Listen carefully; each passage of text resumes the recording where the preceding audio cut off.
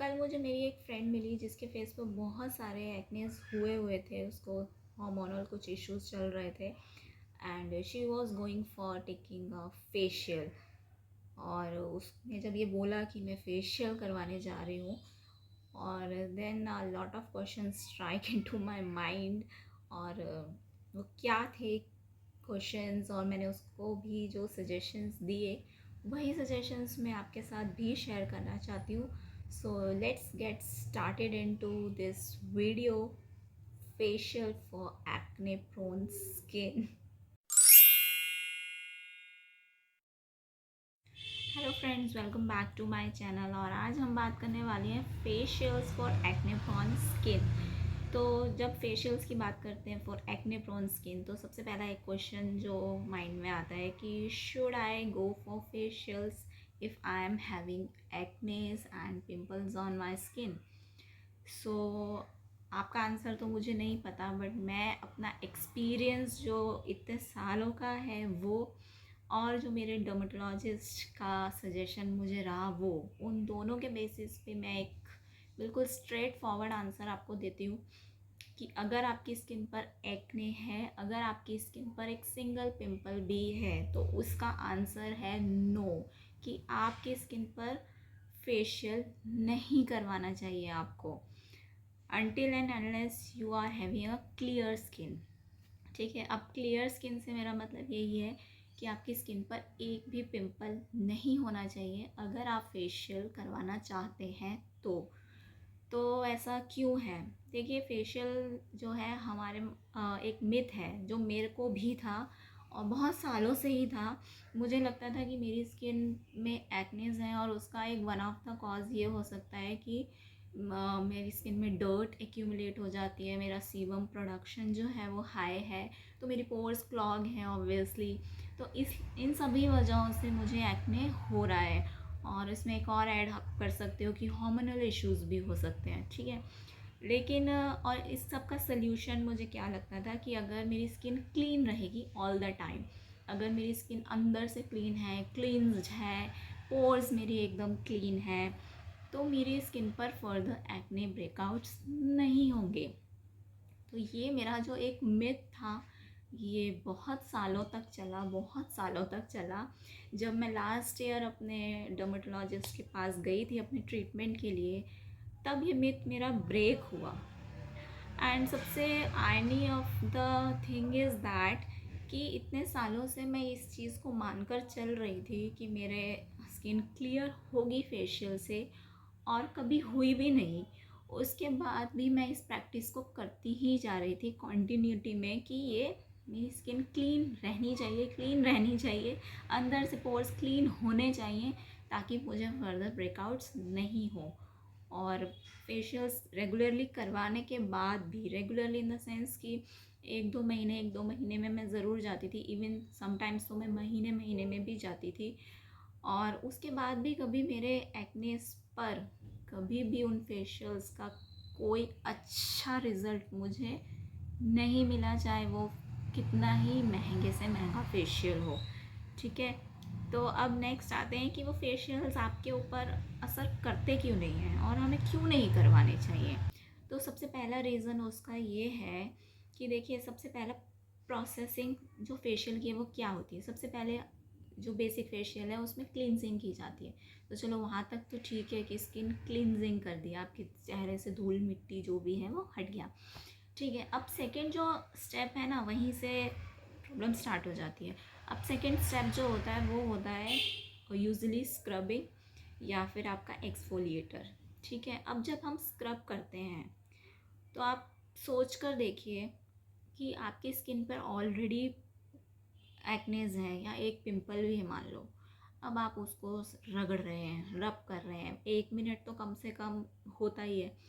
ठीक है, आप उसको स्क्रबिंग कर रहे हैं, तो आप जो ऑलरेडी इन्फ्लेम्ड है कोई चीज़ आपकी स्किन पर, उसको आप जब बार बार हाथ उस पर लग रहा है, तो आप मान के चलिए कि उसमें अगर पस फील्ड है वो, तो वो क्या होगा, वो पूरे चेहरे पर उसका जो पस है वो पूरे चेहरे में फैलेगा और आपको फर्दर ब्रेकआउट्स कर सकता है, जो मेरे साथ हुआ है।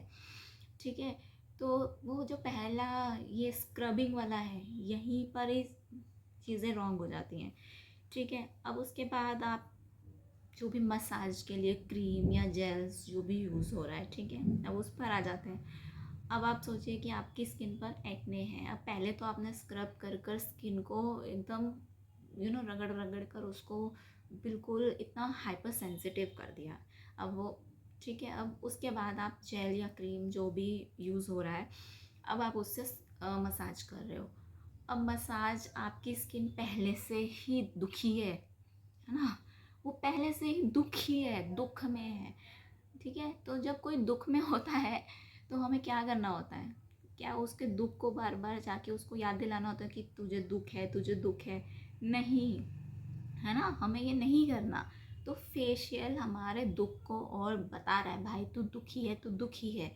तो वो क्या हो रहा है, क्रीम से जब आप बार बार रगड़ रहे हो अपने फेस को, यहाँ पे आपको एक्ने है, आप उसको मसाज कर रहे हो कर रहे हो कर रहे हो कर रहे हो, तो वो जिस चीज़ को रेस्ट की ज़रूरत है वो खुद भी हील हो जाते हैं। ठीक है, हम चीज़ें यूज़ करते हैं अपनी हीलिंग को फास्ट करने के लिए, लेकिन एक्ने एक टाइम के बाद खुद भी हील होता ही है। ठीक है, तो आप उसको रगड़ रहे हो, मसाज कर रहे हो, स्लो मसाज कर रहे हो, चाहे जैसे भी कर रहे हो, पर बार बार उस चीज़ पे वो चीज़ आपका हैंड जा रहा है, तो क्या होगा? वो स्किन और इन्फ्लेम्ड हो जाएगी और एग्रेसिव हो जाएगी, और ये भी हो सकता है कि फर्दर आपको और ब्रेकआउट्स भी हो जाएंगे, जो बहुत ज़्यादा चांसेस हैं। ठीक है, और उसके बाद एक ही चीज़ उस पूरे प्रोसेस में जो है, जिसको मैं कहूँगी कि आपको डैमेज नहीं करती, वो होता है फेस पैक।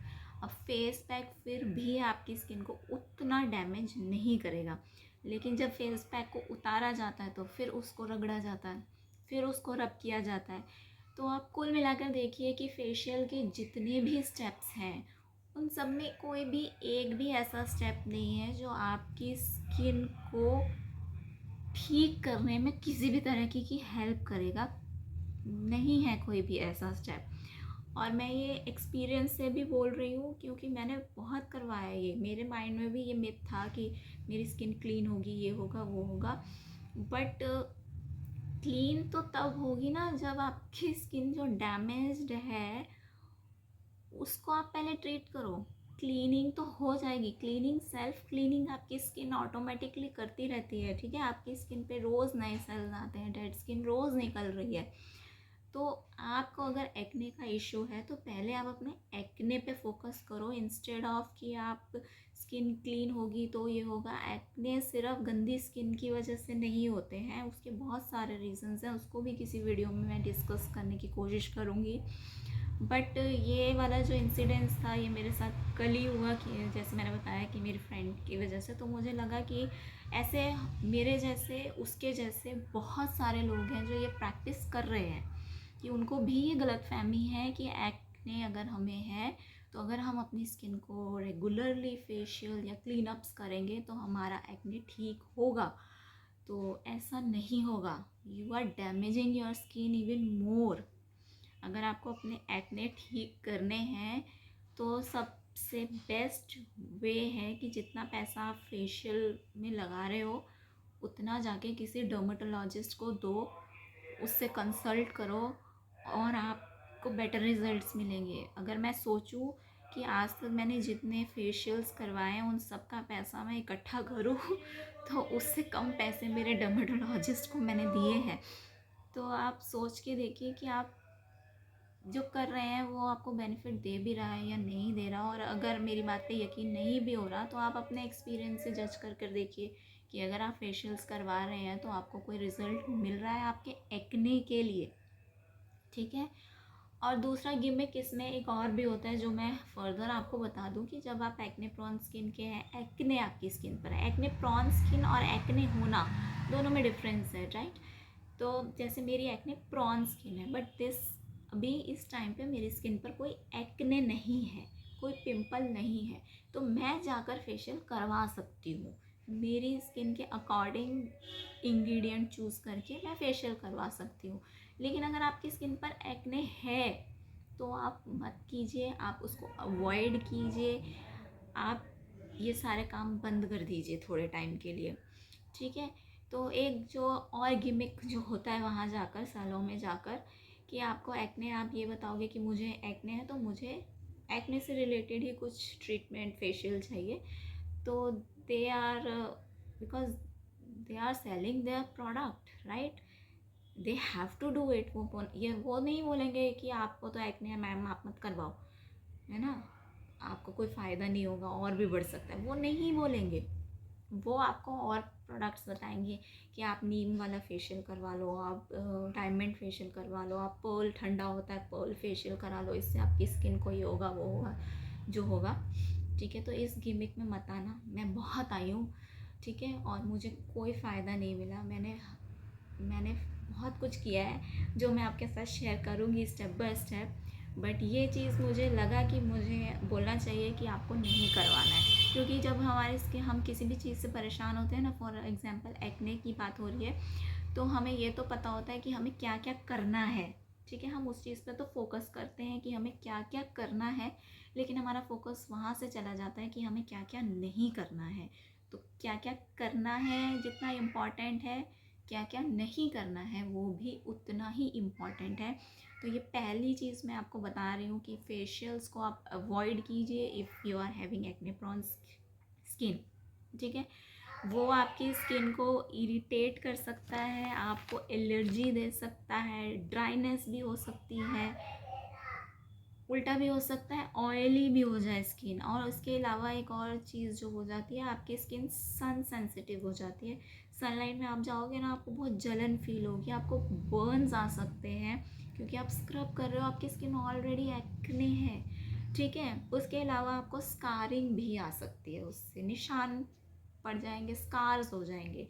तो अवॉइड दिस।